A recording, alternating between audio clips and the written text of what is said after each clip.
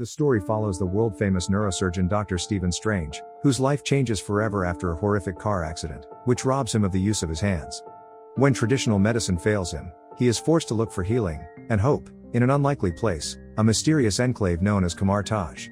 He quickly learns that this is not just a center for healing but also the front line of a battle against unseen dark forces bent on destroying our reality. In Kathmandu, Nepal, a group of rogue sorcerers infiltrates the Kamar Taj, an enclave that is known only to the masters of the mystic arts. A corrupt sorcerer named Caecilius tears some pages from a chained book in an old seemingly Gothic library. Caecilius steals a forbidden ritual from a book owned by his former mentor, the Ancient One. His minions restrain the guardian with bands of energy. Caecilius uses two large knives to decapitate the man and escapes through a portal to London, with the help of several followers. The owner of the book, the Ancient One, goes after them. As he flees, the Sorcerer Supreme traps them in a mirror dimension that is invisible to the public. The mirror dimension bends, folds, and reshapes the streets and buildings of the city. Though Ancient One is a formidable magical fighter, she takes down several zealots but fails to stop Caecilius and his surviving followers from escaping with the ritual.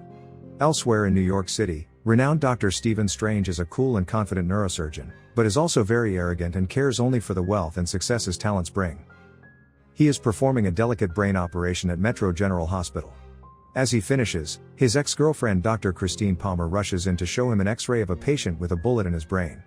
He immediately dismisses the case as hopeless, but with further prodding from Christine, he realizes that the patient is comatose because his medulla oblongata has been poisoned by trace elements in the bullet. Strange realizes he can save the man's life and goes to the ER surgery and quickly does a manual extraction with forceps, demonstrating his impressive hand control. The doctor who made the initial diagnosis, Nicodemus West, is left humiliated by Strange's overwhelming ego. Later, Strange and Christine joke about their on-again, off-again relationship. She turns down his request to join him that evening. Strange dresses for the evening in his expensive condo, pausing to choose from a drawer full of high-end watches. Speeding out of his condo in his Lamborghini Huracan, Strange heads north. He calls an assistant to consider his next patients. He's in high demand, but he wants only difficult, interesting cases. Distracted and driving recklessly, he crashes and the car plunges into the river. As his car is wrecked, his hands slam into the dashboard. He is airlifted back to his hospital and Christine is there when he awakens, badly hurt. His hands have had to be rebuilt, and are immobilized in a framework of pins and wires. Recovering slowly after further surgeries, his hands remain stiff and shaky. He can no longer work as a neurosurgeon. As a result, they continuously tremble, leaving Strange barely able to write his name, ending his career. His former lover and co-worker Christine Palmer tries to help him move on, but Strange is desperate to heal his injuries and harshly orders her to leave him alone. Feeling sorry for himself, Strange breaks up with Christine. After months trying experimental surgeries on his hands, using up all his money and resources, he hears about a man called Jonathan Pangborn, who inexplicably recovered from a half-body paralysis, and was able to walk again. Strange finds Pangborn playing basketball, and the man tells him he found the cure in Kamar Taj. Strange travels Nepal and wanders the streets of Kathmandu. He is noticed and followed. Another sorcerer, Karl Mordo, saves him from muggers and takes him to Kamar Taj, where he meets the Ancient One. The Ancient One knows all about Strange and introduces him to an alternate reality where many hidden universes and dimensions can be harnessed for power and mystical guidance. Strange begs her to teach him, and she eventually agrees despite his arrogance, which reminds her of Caecilius. He begins training and slowly learns to open gates to jump across the world. He learns the temple is part of a secret group saving the world from enemies in other dimensions and universes. While training, Mordo shows Strange a magic stick, a relic that can be used as a weapon, and says relics must choose their user.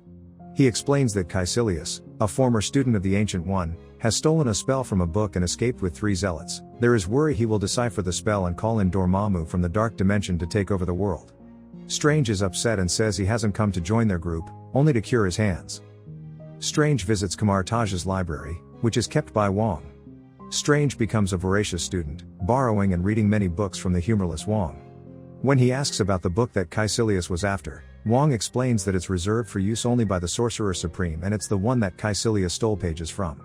When Strange masters creating portals, he steals more books from the library and learns about astral projection. One night when Wong appears to be out of the library, Strange learns how to use a time-shifting pendant, the Eye of Agamotto, which enables him to see the missing page from the book. Mordo and Wong tell him it is forbidden to use time spells as they can cause time loops that a wielder can be stuck in forever, and also let evil forces into their universe. Wong also explains that Earth is protected from other dimensions by a spell formed from 3 buildings called sanctums, found in New York City, London, and Hong Kong, where the group watches out for the world. He also gives more of Dormammu's history, that he is a purely evil being bent on conquering all the known worlds and that Earth has long been his ultimate target.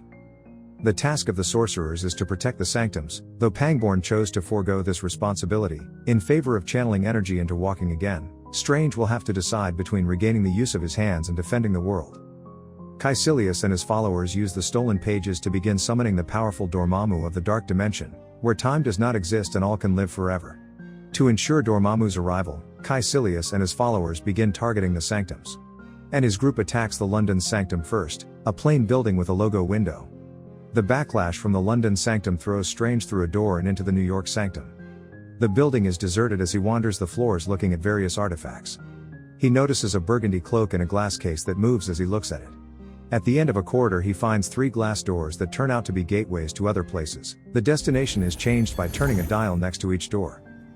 Caecilius and his group next attack the New York sanctum. Strange develops fighting skills on the fly. He gets rid of 2 zealots using the gateways and the burgundy cloak, a relic which seems to have some intelligence and wraps itself around him.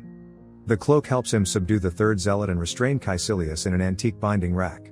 Strange and Caecilius have a talk about the Ancient One and immortality, in which Caecilius claims that the Ancient One has achieved her long life using powers from the Dark Dimension.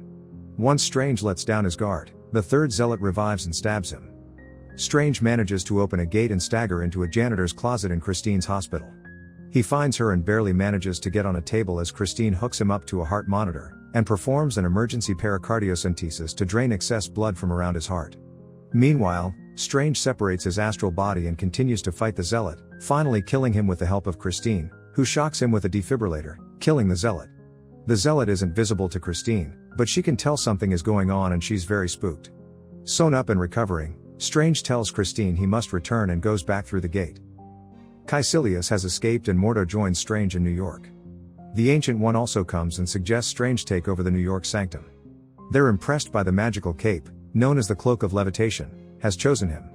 However, Strange is reluctant to take the position, until they tell him more about Caecilius, and also about the Ancient One's use of dark magic to prolong her life.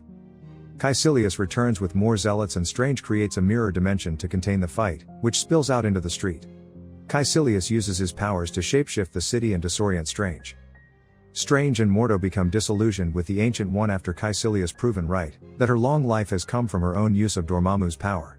Caecilius mortally wounds the Ancient One, and escapes. Strange takes her to Christine's hospital but it is too late. Strange follows the Ancient One's spirit in his astral form, and they talk overlooking New York City. She accepts this as her end and suggests Strange can take over. Back in the New York sanctum, Strange and Mordo realize Hong Kong is next on Caecilius' list. They gate over but the Hong Kong sanctum has been overrun and the destructive force is enveloping the city. Wong, who is guarding it, has been killed, and Dormammu's dark dimension is growing from the location of the sanctum. Strange uses the Eye of Agamotto to turn back time and reverse the process, hence saving Wong. But Caecilius recovers and manages to stun Strange, stopping the process before it can complete. Strange thinks of something and flies off into the heart of the Dormammu's dark dimension. Here, he confronts Dormammu and manages to create an infinite time loop. Dormammu kills Strange in various ways, but every time Strange dies, time is always reset to the start of the confrontation. Dormammu is furious but finally agrees to leave Earth alone in return for Strange stopping the time loop. Back on the street, Strange sends Caecilius and his crew into the dark dimension just before it vanishes. Mordo is upset that Strange broke the rules in using the time pendant, and that the Ancient One used what he considers to be forbidden powers to prolong her life. Before she died, the Ancient One warned Strange that Mordo was very big on following the rules, both his weakness and his strength, and that Strange's flexibility would be an important factor when they worked together. But Mordo says there must be a reckoning and he retires from the group and walks away. Strange takes over the New York sanctum.